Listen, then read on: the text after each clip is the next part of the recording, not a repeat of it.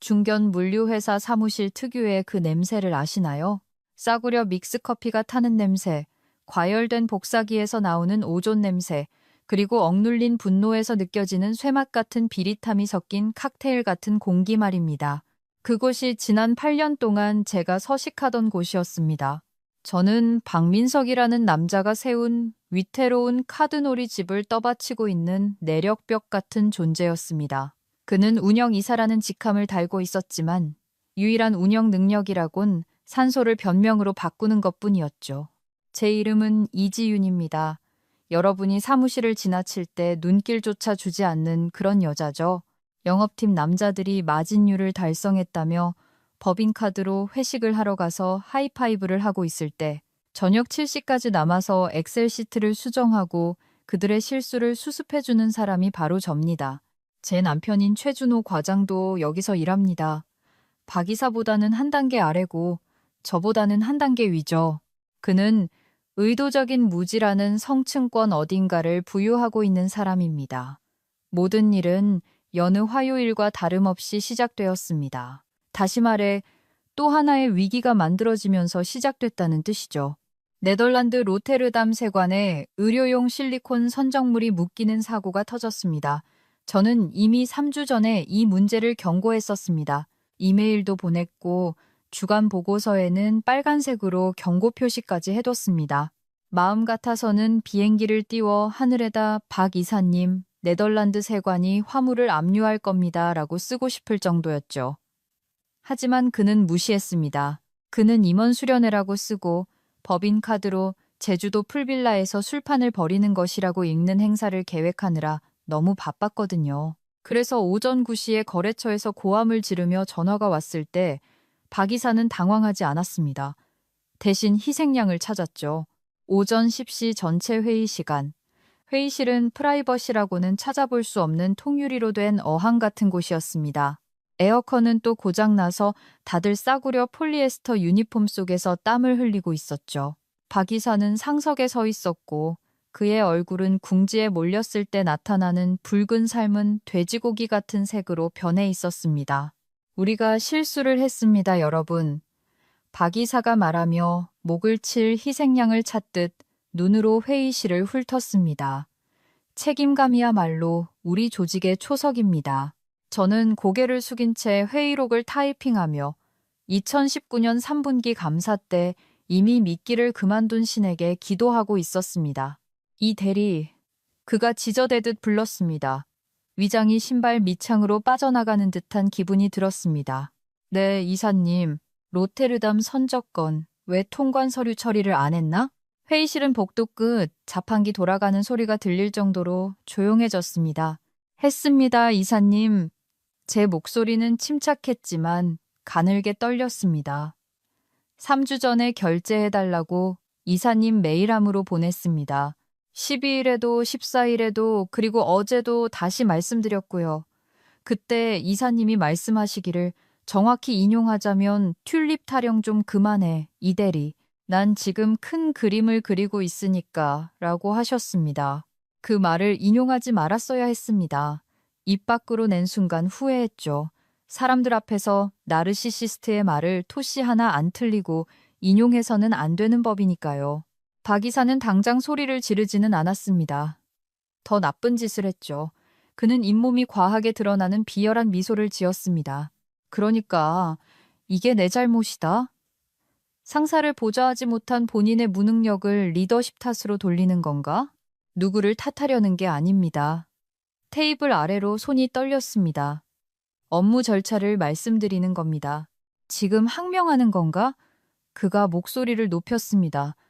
이 대리, 자네는 몇 달째 부정적이고 팀 분위기를 망치고 있어. 최 과장한테 들으니 집에서도 스트레스를 많이 받는다더군. 자네는 이런 큰 물에서 놀 그릇이 아닌 것 같네.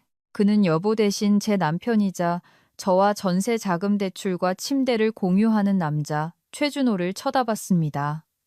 준호 씨는 자기 구두코만 쳐다보고 있었습니다. 마치 그 구두 박음질이 로제 타석이라도 되는 양 뚫어지게 보고 있더군요. 그는 아무 말도 단 한마디도 하지 않았습니다. 해고야. 박 이사가 말했습니다. 토론의 여지는 없었습니다. 그는 서류 가방에서 미리 인쇄된 봉투를 꺼냈습니다. 이미 준비하고 있었던 겁니다. 희생양을 기다리면서요. 즉시 효력 발생이야. 짐싸. 진심이세요? 제가 자리에서 일어났습니다. 피가 머리로 솟구쳤습니다. 이 부서의 배송 추적 시스템, 제가 만들었습니다. 여기 있는 직원의 절반을 제가 교육했고요. 나가! 박 이사가 테이블을 쾅 내리쳤습니다. 물병이 튀어 올랐습니다. 그리고 인사팀에 갈 생각은 마. 자네의 정서 불안정에 대해선 이미 보고해뒀으니까. 저는 다시 준호 씨를 봤습니다. 준호 씨, 제가 애원하듯 불렀습니다. 준호 씨는 그제야 고개를 들었습니다. 얼굴은 창백하게 질려 겁에 질려 있었죠. 여보, 그냥 소란 피우지 마. 집에서 얘기해. 집에서 얘기해? 박 이사가 비웃었습니다. 축축하고 기분 나쁜 소리였습니다. 최 과장, 부인한테 필요한 건 대화가 아니라 철이 드는 거야. 그는 문으로 걸어가 문을 열더니 유리벽이 흔들릴 정도로 세게 닫았습니다. 그리고 다시 저를 향해 목에 핏대를 세우며 훗날 자신의 영혼을 대가로 치르게 될 그 말을 내뱉었습니다. 가서 부모님한테나 가서 징징거려. 이지윤, 내 눈앞에서 사라져. 부모님한테 가서 울라고. 저는 38살입니다. 제 부모님은 5년 전에 돌아가셨습니다. 박 이사도 그 사실을 알고 있었습니다. 장례식장에 싸구려 조화를 보내놓고 회사 경비로 고객 관리비 처리를 했던 사람이니까요. 회의실의 침묵은 물리적인 무게감이 있었습니다. 고막을 짓누르는 듯 했죠. 생일 케이크를 나눠 먹고 불만을 토로하던 20명의 동료들이 라미네이트 테이블만 쳐다보고 있었습니다. 아무도 움직이지 않았고 숨조차 쉬지 않았습니다. 무언가 툭 끊어지는 게 느껴졌습니다. 멘탈이 붕괴된 게 아니라 떨어져 나간 느낌이었습니다. 제 자존심은 산산조각 난 게 아니라 증발해버렸고 충성심이 있던 자리엔 차갑고 단단한 진공 상태만 남았습니다. 저는 노트북 가방을 챙겼습니다. 한마디도 하지 않았습니다. 저는 어항 같은 회의실을 걸어 나왔습니다. 안내 데스크에 있던 22살 인턴 사원은 간접적인 불안감 때문에 토할 것 같은 표정으로 저를 보고 있더군요. 저는 복도로 나갔습니다. 감각이 없었습니다. 영화에서는 해고당하면 울면서 물건을 던지죠. 진짜 절망은 조용합니다. 귀에서 삐소리가 나고 자신이 철저하게 완전히 혼자라는 사실을 깨닫게 될 뿐입니다. 저처럼 기업이라는 기계에 씹히고 뱉어진 사람들의 이야기는 보통 이렇게 끝납니다. 우리는 조용히 사라지죠. 잡코리아 이력서를 업데이트하고 다른 곳으로 갑니다. 참, 이 글을 읽으면서 분노가 치밀어 오른다면 구독 버튼 한번 눌러주세요. 제 이야기를 알리는 데 도움이 됩니다. 하지만 제 이야기를 끝까지 들어보세요. 이 열차 사고가 어디에 처박히는지 보고 싶으실 겁니다. 업보는 천천히 타오르지만 저는 휘발유를 가져왔거든요. 저는 그냥 사라지지 않았습니다. 눈물이 차올라 앞이 보이지 않는 상태로 복도를 걸어가던 그 순간 저는 제가 생각했던 것만큼 혼자가 아니었으니까요. 복도는 회색 리놀륨이 깔린 연옥처럼 길게 뻗어 있었습니다. 제 구두굽 소리가 바닥을 울렸습니다. 또각 또각 또각 차에 타서 목이 터져라. 비명을 지를 수 있을 때까지 남은 시간을 카운트다운하는 메트로놈 같았죠. 손이 너무 심하게 떨려서 제가 제일 아끼는 머그잔을 떨어뜨렸습니다. 혼돈의 조정자라고 적힌 도자기 컵이 바닥에 떨어졌지만 깨지지 않았습니다. 그저 튕겨서 굴러가 버렸죠. 그 끈질김이 저를 조롱하는 것 같았습니다. 컵을 줍으려고 허리를 숙였는데 다른 손이 먼저 컵을 잡았습니다. 관절염으로 부어오른 마디, 짧고 깨끗하게 깎은 손톱, 햇볕에 그을린 피부, 정 여사님이었습니다. 저녁 청소를 담당하시는 분이죠. 8년 동안 매일 뵀던 분입니다. 파란색 작업복을 입고 산업용 세제와 쓰레기 봉투가 담긴 카트를 미는 유령 같은 존재. 사무실의 대부분의 사람들은 그녀를 숨쉬는 로봇 청소기 취급했습니다. 에어팟을 끼고 통화하면서 피해가야 할 장애물 정도로 여겼죠. 저는 그녀의 이름을 아는 몇 안 되는 사람 중 하나였습니다. 제가 성인 군자라서가 아니라 항상 야근하느라 사무실에 마지막까지 남는 사람이 저였고 건물에 남은 유일한 사람이 정 여사님이었기 때문입니다. 저녁 7시 30분이 되면 우리만의 의식이 있었습니다. 그녀가 제 쓰레기통을 비워주면 저는 손주들 안부를 물었고 그녀는 주머니에서 박하사탕 하나를 꺼내주곤 했습니다. 정 여사님, 뺨을 타고 흐르는 배신자의 눈물을 닦으며 목이 메어 불렀습니다. 죄송해요. 저 이제 가요. 그녀는 컵을 내밀었지만 제가 잡으려 하자 놓지 않았습니다. 악력이 놀라울 정도로 셌습니다. 그녀는 텅 빈 복도를 둘러보았습니다. 평소 유니폼처럼 두르고 있던 무관심은 사라지고 그녀의 검은 눈동자는 날카롭고 지적으로 빛나고 있었습니다. 소리가 아주 크더군요. 그녀가 말했습니다. 억양은 강했지만 목소리는 낮고 단단했습니다.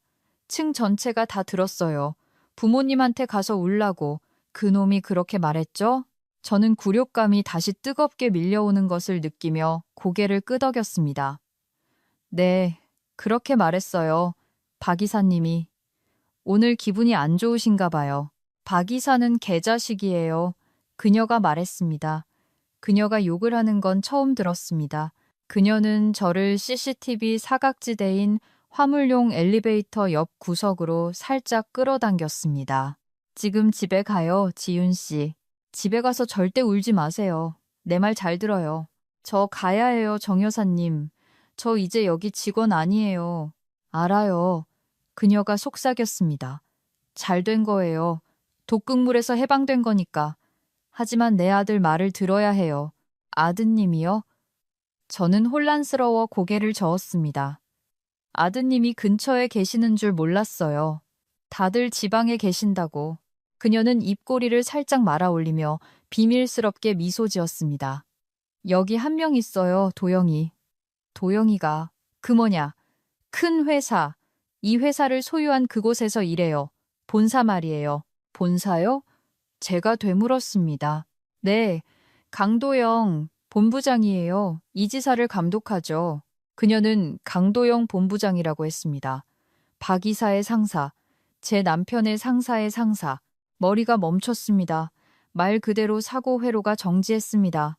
박 이사가 화요일 팀 회식 후 난장판을 만들어 놓은 화장실을 닦던 그분이 지역 총괄 본부장의 어머니라니요.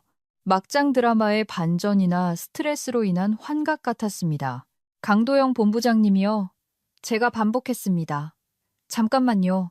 박 이사가 본사의 강 본부장님 얘기를 하면서 불평하는 걸 들은 적 있어요. 엑셀 저격 휴라고 부르던데요. 내 아들이에요. 그녀가 자랑스럽게 웃었습니다. 숫자에 아주 밝죠. 걔가 집도 사줬어요. 일하지 말라고 난리지만 난 일하는 게 좋아요. 일하면서 보는 게 많거든요. 사람들은 청소부 앞에서는 막 떠들어요. 나를 가구 취급하니까 난 다 들어요. 박 이사가 지윤 씨 공을 가로채는 거, 숫자 조작해서 보고하는 거, 남편한테 지윤 씨 목줄 단단히 채우라고 말하는 것까지 숨을 들이켰습니다. 지난주에 커피 머신 앞에서 그 말을 했었어요. 그녀는 제 손을 토닥였습니다. 우리 도영이가 지켜보고 있었어요. 뭔가 썩었다는 건 짐작하고 있었지만 열쇠가 필요했거든요. 그녀는 작업복 주머니에서 아주 오래된 폴더폰, 아니 알뜰폰 같은 것을 꺼냈습니다. 버튼을 눌러 방금 보낸 문자 메시지를 보여주었습니다. 박민석이 이지윤을 해고함, 네덜란드건 뒤집어 씌움, 부모님 모욕함, 때가 됐다. 내일은 집에 있어요, 지윤 씨. 정 여사님이 공모자처럼 목소리를 낮춰 속삭였습니다. 회사 전화 받지 마요. 인사팀 연락도 받지 말고 남자놈들이 먼저 떠들게 놔둬요. 구덩이를 파게 놔두라고요. 우리 도영이가 연락할 거예요. 왜 저를 도와주시는 거예요? 떨리는 목소리로 물었습니다. 그녀는 깊고 오래된 눈으로 저를 바라보았습니다. 5년 전 내 남편이 죽었을 때 카드를 써준 사람은 지윤 씨밖에 없었어요. 부조금 5만 원도 넣었죠. 박 이사가 장례식 다녀와서 늦었다고 지윤 씨 월급 깎은 거 난 다 기억해요. 저는 잊고 있었는데 그녀는 기억하고 있었습니다. 가요. 그녀가 엘리베이터 쪽으로 저를 부드럽게 밀었습니다. 금요일쯤이면 그놈이 빌게 될 거예요. 저는 멍한 상태로 차로 걸어갔습니다. 햇살이 눈부시게 비치는데 그게 모욕적으로 느껴졌습니다. 아반떼 운전석에 앉아 핸들을 꽉 쥐었습니다. 손가락 마디가 하얗게 질렸습니다. 저는 해고당했습니다. 제 커리어는 제가 되었고 남편은 겁쟁이였습니다. 하지만 사무실 건물 4층 창문을 올려다봤을 때 더 이상 피해자라는 생각은 들지 않았습니다. 저는 장전된 총이 된 기분이었습니다. 정 여사님은 단순한 청소부가 아니었습니다. 그녀는 잠복 요원이었고 방금 저를 활성화시킨 겁니다. 다음 날 아침, 아파트의 정막은 제트기 엔진 소리보다 더 크게 느껴졌습니다. 평소라면 새벽 6시에 일어나 커피를 수혈하고 이메일을 확인하고 주름을 못 맞춘다며 투덜대는 준호 씨 셔츠를 다리고 있었을 시간입니다.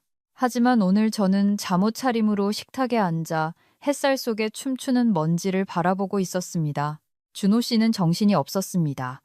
토스트를 입에 쑤셔 넣으며 부산을 떨면서 저를 마치 언제 터질지 모르는 불발탄 보듯 쳐다봤습니다. 여보, 괜찮아? 그가 조심스럽게 물었습니다. 괜찮아, 준호 씨. 있잖아, 자기야. 그가 제가 혐오하게 된 그 나는 이성적인 가장이다라는 거만한 톤으로 시작했습니다. 박 이사님이 어제 좀 심하긴 했지만 자기도 그분이 받는 압박감을 이해해야 해. 네덜란드 건은 진짜 재앙이잖아. 내가 네덜란드 건 경고했잖아, 준호 씨. 알아. 하지만 공개적으로 상사한테 대들었잖아. 그건 항명이야. 이사님도 체면을 세워야 했을 거라고. 그는 시계를 확인하며 말을 이었습니다. 인사팀이랑 얘기해봤어. 위로금 챙겨주신대. 꽤 넉넉해. 비밀 유지 서약서. 2주에 서명하면 2주치 급여 준대. 2주치? 헛웃음이 나왔습니다. 건조하고 거친 소리였습니다. 8년이야, 준호 씨. 내가 배송 시스템을 구축했어. 그런데 2주치 급여랑 입마금 각서라고? 그게 관례야, 지윤아. 까다롭게 굴지 마. 그냥 집에 있으면서 머리 좀 식혀. SNS에 아무것도 올리지 말고. 제발, 나를 봐서라도, 자기를 봐서라도 제가 되물었습니다. 그래, 나 아직 거기서 일해야 하잖아. 이사님 비위 맞추는 게 얼마나 힘든데. 그는 나갈 때 문을 쾅 닫았습니다. 저는 창밖으로 그가 리스로 뽑은 BMW에 타는 걸 지켜봤습니다. 우리가 감당하기엔 벅찬 차였지만 박 이사가 리먼급은 성공한 티를 내야 한다고 강요했었죠.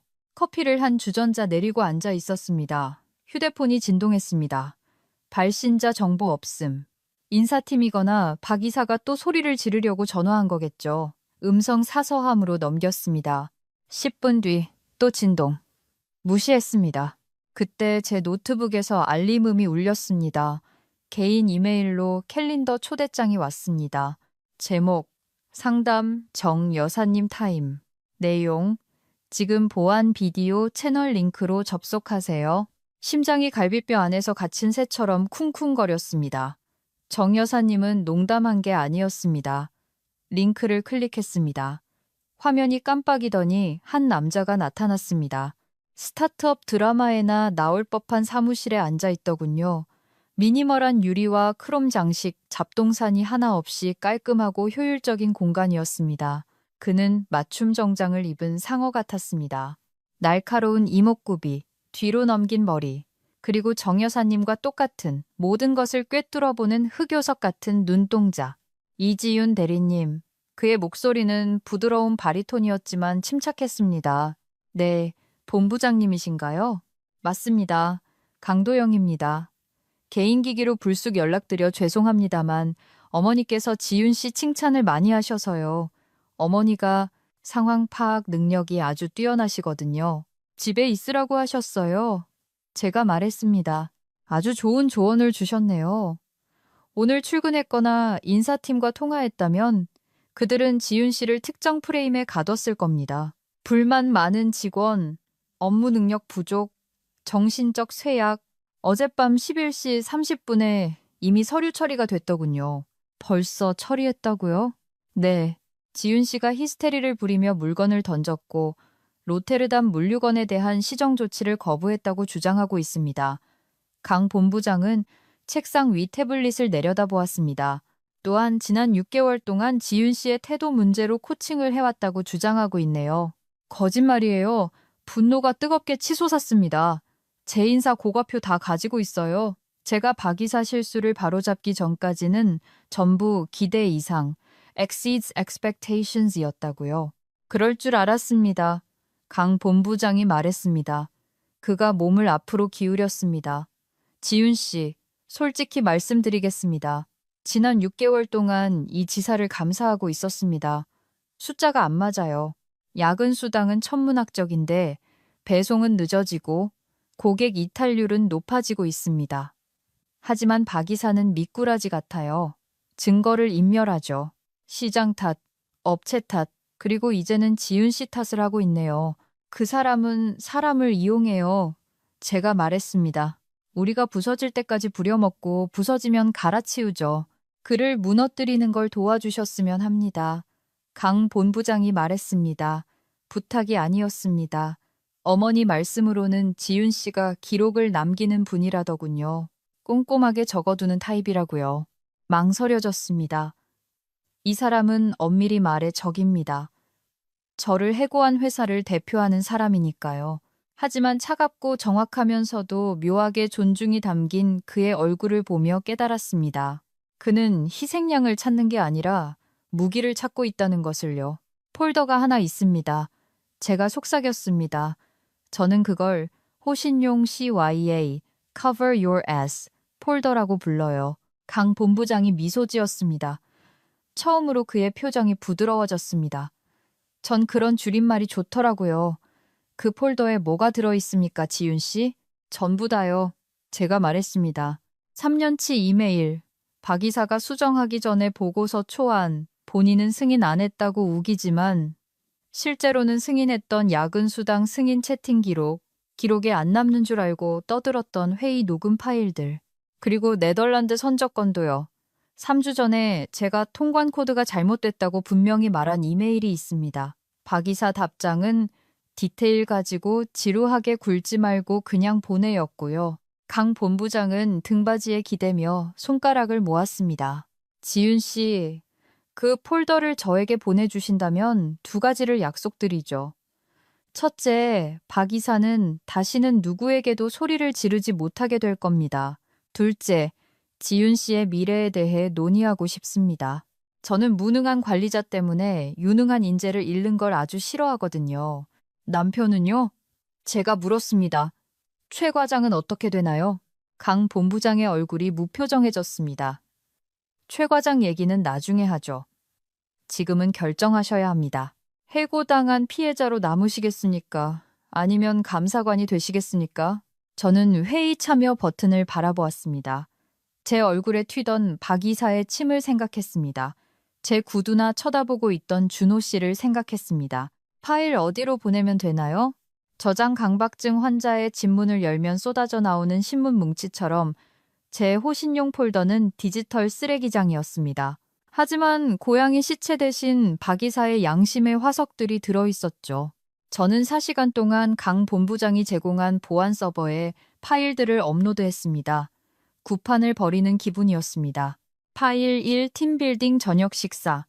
박 이사가 잠재 고객 접대비로 500만 원을 긁은 고급 한우 오마카세 영수증. 사실 그 고객들은 그의 대학 동창들이었습니다. 그가 귀찮다고 저에게 영수증 처리를 던져주는 바람에 제가 원본을 가지고 있었죠. 그는 전략적 파트너십 개발비로 올렸습니다. 제가 포스트잇을 붙여 스캔해뒀습니다. 박 이사님, 이거 접대비 말고 마케팅비로 처리하라고 하셨죠? 감사팀 뜹니다. 파일 45, 야근 수당 스캔들. 박 이사는 예산 규율을 강조하며 소리를 질러댔지만 여기엔 자신의 일정 관리 실수로 창고팀이 2교대 근무를 하게 만든 이메일 체인이 있었습니다. 그러고는 비상시를 대비해 공유하라고 강요했던 제 로그인 정보를 이용해 인사 시스템에 접속, 야근 수당이 발생하지 않도록 시간을 조작했죠. 제 데스크톱이 아니라 그의 아이패드 IP 주소로 접속 변경된 시스템 로그 스크린샷이 있었습니다. 파일백이 네덜란드 재앙. 이게 하이라이트였습니다. 오 보낸 사람 이지윤 대리 10월 14일 오전 93. 오 제목 긴급 로테르담 통관 코드 오류. 오 내용 이사님 선택하신 실리콘 HS 코드는 의료용 임플란트용이라 3등급 허가가 필요합니다. 우린 허가증이 없습니다. 산업용 원자재 코드로 분류해야 합니다. 이대로 보내면 압류 당합니다. 오 보낸 사람 방빈석 이사 10월 14일 오전 95. 오 내용 이 대리 변호사 놀이 그만해. 나 이 바닥에서 20년 굴렀어. 코드는 그대로 가. 튤립 타령 그만하고 KPI나 신경 써. 저는 튤립 타령 부분에 형광펜을 칠했습니다. 강 본부장은 실시간으로 읽고 있었습니다. 암호화된 채널로 채팅이 계속 떴거든요. 강도영, 사무용품비로 봉춤 기둥 렌털 비용을 청구했군요. 나 인체 공학적 수직 지지 장비라고 하셨어요. 강도영, 창의적이네요. 어찌 보면 부끄러웠습니다. 왜 이걸 깔고 앉아만 있었을까요? 왜 그렇게 오랫동안 그가 활개치게 놔뒀을까요? 마치 중세시대 농노가 영주가 농작물을 태우는 걸 보며 그래도 오늘은 내 오두막은 안 태웠네라고 안도하는 꼴이었습니다. 하지만 부모님한테 가서 울라는 말이 떠오르자 수치심은 사라지고 차가운 정의 구현의 맛만 남았습니다. 이지윤 대리님, 강 본부장의 목소리가 스피커를 통해 다시 들려왔습니다. 비디오를 다시 켰더군요. 심각하지만 감탄한 표정이었습니다. 이건 단순한 비위 행위가 아닙니다. 사기, 횡령, 근로기준법 위반. 엄청나군요. 이걸로 충분할까요? 제가 세 번째 커피를 마시며 물었습니다. 손떨림은 멈춰 있었습니다. 충분하냐고요? 강 본부장이 짧게 웃었습니다. 지윤 씨, 이건 핵탄두입니다. 이걸로 그를 해고하는 것뿐만 아니라 실업급여도 못 받게 할 수 있고 보너스 환수도 가능합니다. 아마 이 업계에서 영구 퇴출시킬 수도 있을 겁니다. 그는 특정 문서를 보며 잠시 멈칫했습니다. 2년 전 제 남편 최준호 과장이 서명한 제 인사 고과표였습니다. 박 이사는 이지윤은 권위에 도전하고 감정 조절에 어려움이 있음이라고 썼고 준호 씨는 거기에 서명했습니다. 강 본부장이 카메라를 쳐다봤습니다. 최 과장이 여기 서명한 거 알고 계셨습니까? 화면을 찡그리며 봤습니다. 아니요, 준호 씨는 그때 저를 위해 싸웠다고 했어요. 박 이사가 저를 저성과자 관리 프로그램 PI에 넣으려는 걸 말렸다고요. 싸우지 않았습니다. 강 본부장이 조용히 말했습니다. 동의했군요. 여기 보세요. 최 과장이 코멘트를 추가했습니다. 동의함. 이지윤 대리는 스트레스 상황에서 관리가 어려울 수 있음. 지속적 모니터링 요망. 방 안의 공기가 빠져나가는 것 같았습니다. 박 이사만이 아니었습니다. 박 이사는 포식자였지만 준호 씨는 스캐빈저 청소부 동물이었습니다. 악어 이빨 사이에 낀 고기 부스러기를 주워 먹는 작은 새. 자기 자리를 보전하기 위해 저를 버스 밑으로 던져버린 겁니다. 그렇군요. 제 목소리는 죽어 있었습니다. 지윤 씨, 어려운 부탁 하나만 합시다. 강 본부장이 말했습니다. 오늘 밤엔 평소처럼 행동해 주세요. 최 과장이 퇴근하고 오면 분명 당신을 관리하려 들 겁니다. 위로금 받고 끝내라고 설득하겠죠. 시간을 끄세요. 아무 서명도 하지 말고 그냥 듣기만 하세요. 제가 방아쇠를 당기기 전에 그가 얼마나 깊이 연루되어 있는지 확인해야 합니다. 제 남편을 스파이하라는 건가요? 당신이 진짜 누구랑 결혼했는지 확인해 보라는 겁니다. 저는 텅 빈 아파트를 둘러보았습니다. 거실 장식장 위에 웨딩 사진이 저를 비웃는 것 같았습니다. 알겠습니다. 마지막으로 착한 아내 연기 한번 하죠. 준호 씨는 저녁 6시 45분에 귀가했습니다. 도미노 피자를 사들고 왔더군요. 일명 해고당해서 미안하지만 화내지 마. 스페셜이었죠. 그는 제가 가방을 쌌거나 커튼을 태우고 있지는 않은지 살피며 겁먹은 사슴 같은 눈으로 들어왔습니다. 제가 소파에 앉아 영국 베이킹쇼를 보고 있는 걸 보자 그는 눈에 띄게 안도했습니다. 왔어? 그가 기름진 피자 박스를 테이블에 놓으며 말했습니다. 기분 좀 어때? 문자 답장 안 하더라. 머리 좀 식히느라. 폴 할리우드가 사워도우 심사 중이거든. 제가 TV에서 눈을 떼지 않고 말했습니다. 그가 제 옆에 앉았습니다. 너무 가까웠습니다. 그에게서 사무실 손 소독제 냄새와 공포의 냄새가 났습니다. 있잖아. 오늘 박 이사님이랑 얘기했어. 좀 진정되셨더라. 아, 사과하시던? 준호 씨가 어색하게 웃었습니다. 뭐, 박 이사님 성격 알잖아. 사과는 안 하시지만 어제 좀 흥분하셨던 건 인정하셨어. 위로금 지급 절차 빨리 밟아주신대. 실업급여 신청할 때 이해 제기 안 하겠다고 하셨고 대신 그 각서에 서명만 하면 돼. 참 관대하시네. 제가 말했습니다. 그래서 자기는 뭐라고 했어? 준호 씨? 난 그게 공평하다고 했지. 솔직히 말해서 지윤아, 너 그동안 회사 생활 힘들어 했잖아. 차라리 전화위복이라고 생각하자. 좀 쉬면서. 자기가 평소에 하고 싶다던 스마트 스토어 같은 거 알아봐. 피가 차갑게 식었습니다. 스마트 스토어. 그 가소롭다는 듯 머리를 쓰다듬는 태도. 가서 소꿉놀이나 해, 여보. 돈은 남자가 벌 테니. 그리고 부모님한테 가서 울라는 말. 어제 그 말. 제가 그를 돌아보며 물었습니다. 박 이사가 선 넘었다고 말은 했어? 준호 씨는 한숨을 쉬며 관자놀이를 문질렀습니다. 아, 제발 좀. 스트레스 받아서 그러셨던 거잖아.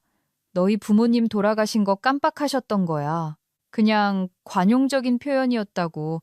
자꾸 왜 그래? 너 지금 너무 집착하는 것 같아. 집착. 지난달 세미나에서 주어들은 경영 용어였죠. 누가 나한테 그런 말을 했는데 자기는 내 남편이잖아. 한 대 치고 싶지도 않았어? 폭력은 아무것도 해결해주지 않아. 지윤아. 그가 훈계하는 부모처럼 말했습니다. 난 프로답게 행동해야지. 갚아야 할 대출금이 있잖아. 우리 대출금 생각 안 해? 내가 박 이사님한테 대들면 우리 둘 다 수입이 없어지는 거야. 자존심 때문에 길거리에 나앉고 싶어. 나왔군요. 태세 전환. 제 존엄성이 그의 경제적 안정을 위협한다는 논리였습니다. 나 인사 고과표 봤어. 준호 씨. 제가 거짓말을 했습니다. 반쯤은 거짓말이죠. 오늘 봤지만 예전부터 알고 있었던 것처럼 말했습니다. 2022년 거. 내가 관리하기 힘든 사람이라고 자기가 동의했던 거. 준호 씨가 얼어붙었습니다. 페퍼로니 피자 한 조각이 입으로 가다 멈췄습니다. 난 무슨 소린지 모르겠네. 가스라이팅 하지 마. 나 실직자지 뇌엽절제술 받은 환자 아니야. 자기 자리 지키려고 나를 늑대들에게 던져줬잖아. 몇 년 동안 계속 그랬고 그가 피자를 떨어뜨렸습니다. 피자가 러그 위로 뒤집혀 떨어졌습니다.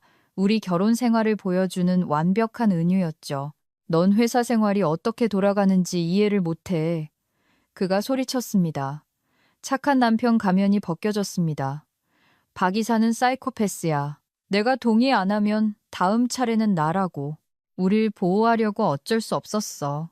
평화를 지키려고 그랬다고. 넌 그냥 입 다물고 일만 하면 되는데 항상 자기가 옳다고 따박따박 대들잖아. 네덜란드 거는 내가 옳았어. 누가 그 빌어먹을 선적건 신경이나 쓴데. 그가 고함쳤습니다. 이건 서열 문제야, 이지훈. 그 사람은 이사고 넌 그냥 지원 인력일 뿐이라고. 네가 그 사람을 가르칠 권한은 없어. 무거운 침묵이 흘렀습니다. 그도 자기가 무슨 말을 했는지 깨달은 것 같았습니다. 저를 그냥 지원 인력이라고 불렀습니다. 아내도 파트너도 아닌 부하 직원으로요. 오늘 손님 방에서 자. 제가 말했습니다. 아, 진짜 왜 이래, 지윤아. 손님 방에서 자든지. 아니면 내가 나갈 거야. 내가 나가면 차는 내가 가져가.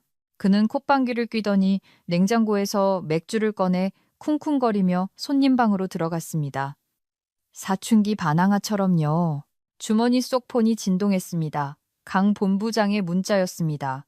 덫은 놓였습니다. 내일도 집에 계세요. 1단계 감사를 시작합니다. 쇼를 지켜보세요. 닫힌 손님방 문을 바라봤습니다. 슬프지 않았습니다. 제 존엄성은 박 이사의 스케줄처럼 빨리 사라진 게 아니었습니다. 그저 숨어서 탄약을 기다리고 있었을 뿐이었고 드디어 탄창이 꽉 찼습니다. 수요일은 날씨가 좋았습니다. 저는 오전 8시까지 늦잠을 잤습니다. 차를 마시고 화분에 물을 줬습니다.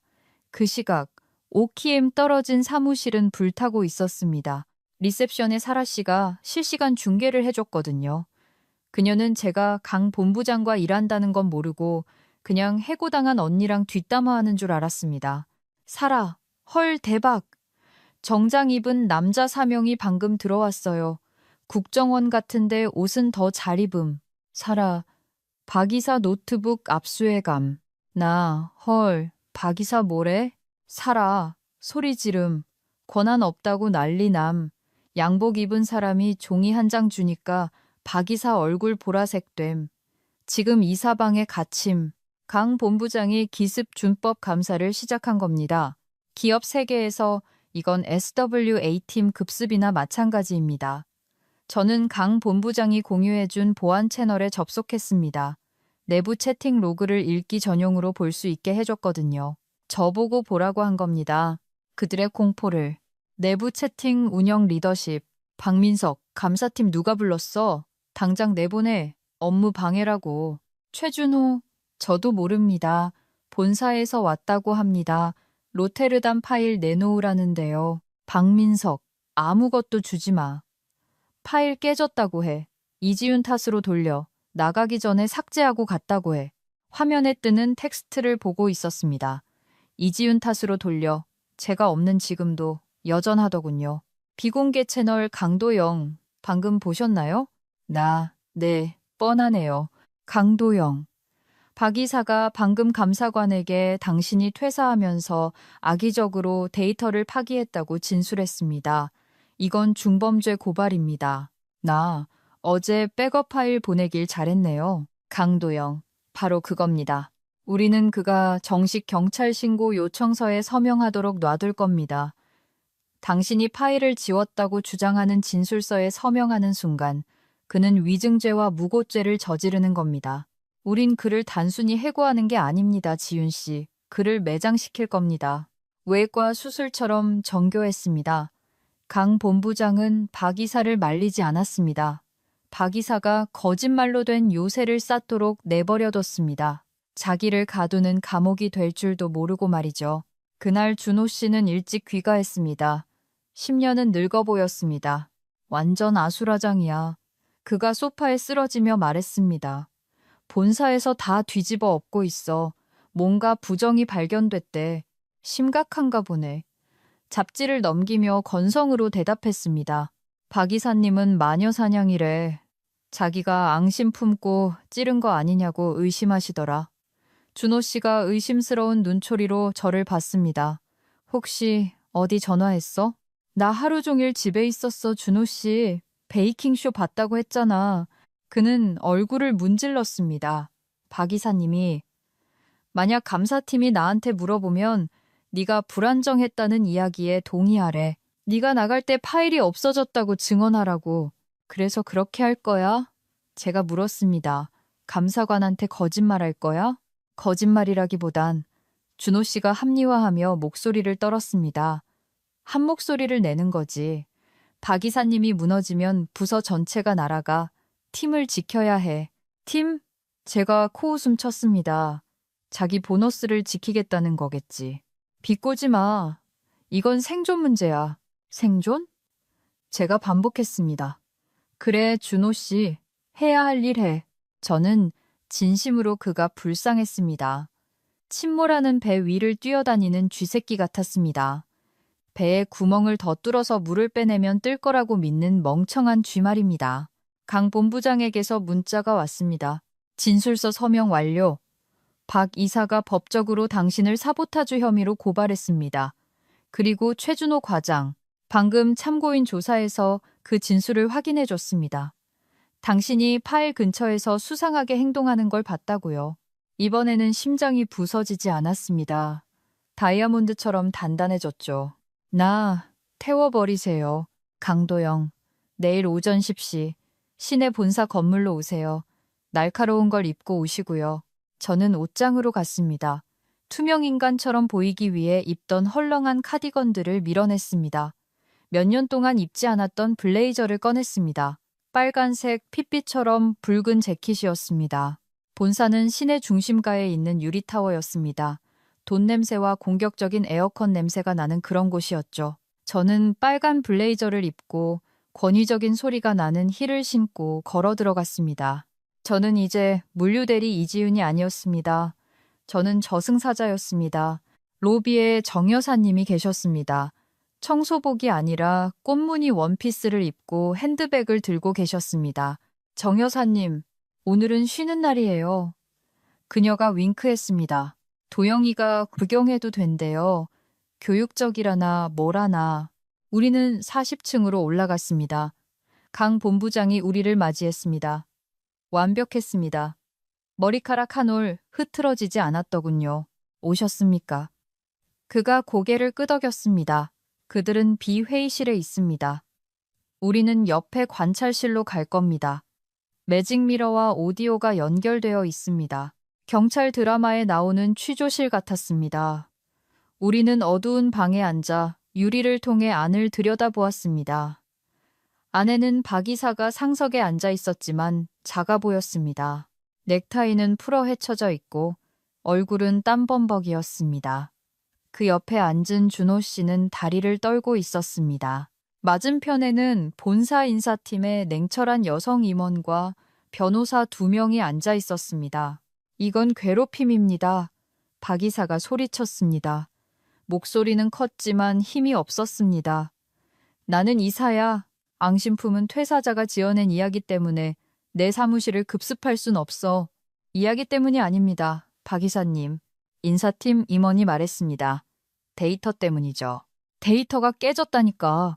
박 이사가 테이블을 쾅 내리쳤습니다. 그의 시그니처 무브였죠. 그 여자가 지웠어. 최 과장이 봤다고. 최 과장.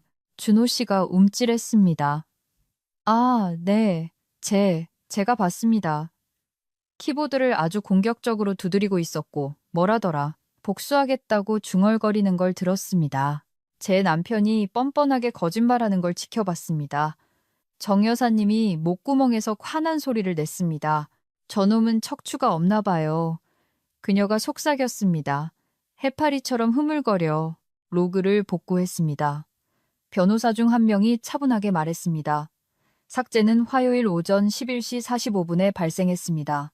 이지윤 씨는 오전 10시 15분에 이미 건물을 떠났고요. 원격 접속했겠지. 박 이사가 소리 질렀습니다. 이지윤 씨의 접속 권한은 10시 20분에 차단되었습니다. 변호사가 계속했습니다. 삭제 명령은 아이패드에서 실행되었습니다. 정확히는 박 이사님 아이패드에서요. 정적. 박 이사의 입이 부둣가의 물고기처럼 뻐끔거렸습니다. 그리고 네덜란드 선적건 말입니다만. 변호사가 페이지를 넘겼습니다. 원본 이메일을 찾았습니다. 호신용 폴더에 있더군요. 호신용 폴더? 박 이사가 속삭였습니다. Cover your ass. 강 본부장이 내 옆에서 중얼거리더니 콘솔 버튼을 눌렀습니다. 이제 합류해 볼까요? 준비됐습니까, 이지윤 씨? 저는 일어섰습니다. 재킷을 매만졌습니다. 준비됐습니다. 우리는 관찰실을 나와 회의실 문을 열었습니다. 그들의 표정이란 하 병에 담을 수만 있다면 노화 방지 세럼으로 팔았을 겁니다. 박 이사는 유령을 본 것 같았고 준호 씨는 토하고 싶은 표정이었습니다. 이 대리? 박 이사가 말을 더듬었습니다. 뭐, 여기가 어디라고 들어와? 보안팀 불러? 이 여자는 이제 직원 아니야. 박 이사. 강 본부장이 상석으로 걸어가며 말했습니다. 박 이사는 본능적으로 움츠러들었습니다. 이분은 직원이 아니라 컨설턴트이자 내 주요 증인 자격으로 온 걸세. 강 본부장은 회의실을 둘러보았습니다. 앉으시죠. 처리해야 할 게 많습니다. 특히 당신이 당신 사기 행각을 덮으려고 우리 어머니 친구분에게 누명을 씌우려던 부분 말입니다. 어머니요? 박 이사가 혼란스러운 표정을 지었습니다. 강 본부장이 유리벽을 가리켰습니다. 정 여사님이 반대편 방에서 손을 흔들었습니다. 아주 해맑게 그 청소부 강 본부장의 목소리가 절대 영도로 떨어졌습니다. 당신이 지난주에 로봇 청소기라고 불렀던 분, 제 어머니입니다. 박 이사는 숨을 멈췄습니다. 준호 씨는 머리를 감싸 쥐었습니다. 시작할까요? 강 본부장이 물었습니다. 다음 20분은 피해 숙청이었습니다. 강 본부장은 소리 지르지 않았습니다. 문을 쾅 닫지도 않았습니다. 그저 슬라이드를 띄울 뿐이었습니다. 슬라이드 1. 조작된 타임카드. 임금 체불 및 횡령입니다. 형사 처벌 대상이죠. 변호사가 덧붙였습니다. 슬라이드 2. 접대비 내역. 배임 횡령. 인사팀 임원이 거들었습니다. 슬라이드 3. 허위 진술서. 위증 및 무고죄. 박 이사는 울고 있었습니다. 진짜로 콧물, 눈물 쏟으며 울었습니다. 허세는 사라지고 땀에 젖은 셔츠를 입은 초라한 중년 남자가 인생이 끝났음을 깨닫는 모습만 남았습니다. 내가 해결할 수 있습니다. 박 이사가 횡설수설했습니다. 내가 다 갚을게요. 제발 우리 아내가 알면 애들이 있는데. 강 본부장은 동정심 없는 눈으로 그를 바라보았습니다. 이지윤 씨한테 돌아가신 부모님한테 가서 울라고 했을 때 본인 가족 생각은 안 하셨습니까? 박 이사는 뺨을 맞은 듯 움찔했습니다. 즉시 해고입니다. 강 본부장이 말했습니다. 보안팀이 밖으로 안내할 겁니다. 이 파일은 검찰에 넘길 예정이니 변호사를 선임하는 게 좋을 겁니다. 아주 유능한 사람으로요. 덩치 큰 보안 요원 2명이 들어왔습니다. 그들은 박 이사를 양쪽 겨드랑이에 끼워 들어 올렸습니다. 그는 발을 질질 끌며 흐느꼈습니다. 이제 준호 씨만 남았습니다. 방은 조용했습니다. 준호 씨는 테이블만 쳐다보고 있었습니다. 그리고 당신. 강 본부장이 그에게 돌아섰습니다. 저는 시키는 대로 했을 뿐입니다. 준호 씨가 뉘른베르크 전범 재판의 뻔한 변명을 속삭였습니다. 당신은 허위 신고를 확인해줬습니다. 강 본부장이 말했습니다. 감사관에게 거짓말했고 아내에게 누명을 씌우는데 동조했습니다. 무서워서 그랬습니다. 준호 씨가 저를 보며 애원했습니다. 지윤아, 박 이사가 괴물이라는 거 알잖아. 그 사람이 시켜서 어쩔 수 없었어. 제가 앞으로 나갔습니다. 남편을 내려다보았습니다. 정말 작아 보이더군요. 그 사람이 시킨 게 아니야, 준호 씨. 제가 말했습니다. 자기가 선택한 거지. 나 대신 그 사람을 선택한 거야. 매번 해고할 수는 없습니다. 강 본부장이 인사팀을 보며 유감스럽다는 듯 말했습니다. 삭제 명령에 직접 서명하지 않았기 때문에 노조 규정상 경고 절차를 거쳐야 합니다. 준호 씨가 안도의 한숨을 내쉬었습니다. 감사합니다. 감사합니다, 본부장님. 정말 열심히. 하지만 강 본부장이 말을 끊었습니다. 구조 조정이 있을 예정입니다. 이 지사는 해체됩니다. 고객들은 본사 원격팀으로 흡수될 겁니다. 과장 직책은 없어집니다. 그럼 해고인가요? 아니요, 물류 창고에 자리가 하나 있습니다. 야간 재고 관리직입니다. 급여는 대폭 삭감될 것이고 부하 직원은 없을 겁니다. 재고 관리요? 준호 씨가 숨을 헐떡였습니다. 전 관리자인데요. 이제 아니죠. 받아들이든지 나가든지 하세요. 준호 씨가 저를 봤습니다. 지윤아, 그 월급으로는 생활이 안 돼. 당신 생활이 안 되는 거지. 제가 정정해줬습니다. 난 괜찮을 테니까. 뭐? 강 본부장이 저에게 폴더를 건넸습니다. 이번엔 파란색 폴더였습니다. 이지윤 씨는 신임 프로세스 준법 감시 이사직을 수락했습니다. 강 본부장이 발표했습니다. 지역 전체의 컴플라이언스를 감독하게 될 겁니다. 제 직속이고 원격 근무 조건입니다. 준호 씨의 턱이 빠질 듯 벌어졌습니다. 그럼 내 상사가 되는 거야? 아니, 제가 말했습니다. 난 당신 상사가 아니야, 준호 씨. 난 말단 재고 관리 직원은 감독 안 하거든. 그건 이해상충이라서. 강 본부장에게 몸을 돌렸습니다. 이제 끝난 것 같네요. 그런 것 같군요. 강 본부장이 미소 지었습니다. 저는 걸어 나왔습니다. 준호 씨는 돌아보지 않았습니다. 그가 제 이름을 부르는 소리가 들렸지만 물속에서 들리는 소리처럼 아득했습니다. 그날 밤 저는 박스를 쌌습니다. 책상이 아니라 집에서요. 전화가 울렸습니다. 모르는 번호였습니다. 여보세요? 이지윤 씨. 박이사였습니다. 술에 취한 목소리였습니다. 이지윤 씨, 제발 본부장한테 말 좀 잘해줘. 오해였다고 해달라고. 부탁이야. 내가 빌게. 빈다고요? 제가 강아지 사진 액자를 박스에 넣으며 물었습니다. 정 여사님이 당신이 빌게 될 거라고 하셨는데 진짜였네요. 그깟 청소부가 무슨 상관이야? 박 이사가 소리쳤습니다. 옛날 그 분노가 새어나오더군요. 내 인생 끝났어. 네가 망쳤다고. 네가 날 망쳤어. 당신이 망친 거예요, 박민석 씨. 난 그냥 불을 켰을 뿐이에요. 고소할 거야. 네가 악질이라고 동네방네 소문낼 거라고. 그러시든지요. 제가 차분하게 말했습니다. 하지만 그러기 전에 부모님한테 가서 징징거려 보시는 건 어때요? 전화를 끊고 번호를 차단했습니다. 오르가슴보다 더 짜릿했습니다. 현관문이 열리고 준호 씨가 들어왔습니다. 유령 같았습니다. 박스들을 보더군요. 가려고? 목소리가 텅 비어 있었습니다. 언니네 집에 가 있을 거야. 제가 말했습니다. 이혼 변호사가 월요일에 연락할 거야. 지윤아, 제발. 우리 고칠 수 있어. 내가 야간 근무할게. 어떻게든 해볼 수 있어. 미안해. 내가 약했어. 자기가 약했지. 제가 여행 가방 지퍼를 닫으며 동의했습니다.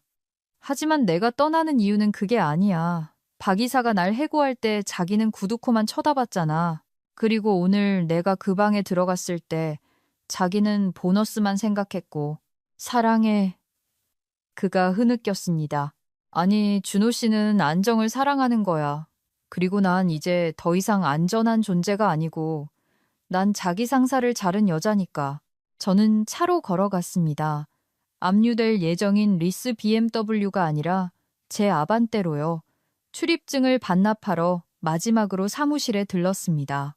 늦은 시간이라 조명이 어두웠습니다. 정 여사님이 로비에서 바닥 광택기를 돌리고 계셨습니다. 기계의 규칙적인 웅웅 소리만 들렸습니다. 저를 보자 기계를 끄셨습니다. 그놈이 전화했죠? 제가 말했습니다. 정 여사님이 미소 지었습니다. 아름답고도 무서운 미소였습니다. 원래 그래요, 아가씨. 권력이 사라지면 남자도 사라지는 법이죠. 감사해요. 제가 말했습니다. 모든 게 다요. 그녀는 주머니에서 박하사탕을 꺼내 제 손에 쥐어주었습니다. 이제 지윤 씨가 대장이에요. 그녀가 말했습니다. 좋은 상사가 되세요. 내가 도영이한테 이르지 않게. 우리는 함께 웃었습니다. 박 이사가 왕처럼 쿵쿵거리며 돌아다니던 텅 빈 로비에 웃음소리가 울려 퍼졌습니다. 인명부에서 그의 이름표는 이미 사라져 있었습니다. 저는 시원한 밤 공기 속으로 걸어 나왔습니다. 박하사탕 껍질을 까서 입에 넣었습니다. 설탕 맛, 그리고 승리의 맛이 났습니다. 저는 45입니다. 이혼했고요. 강아지와 함께 아파트에 삽니다. 그리고 매일 아침 컴퓨터에 로그인해서 규정 준수 보고서를 확인하며 이 회사 그 누구도 다시는 부모님을 생각하며 울 필요가 없도록 만들고 있습니다. 옛 사무실의 전설들이여. 긴 글 읽어줘서 고맙다. 이런 자이다 썰 계속 보고 싶으면 구독 눌러라. 내 전 상사가 지금쯤 집구석에서 떨고 있을 테니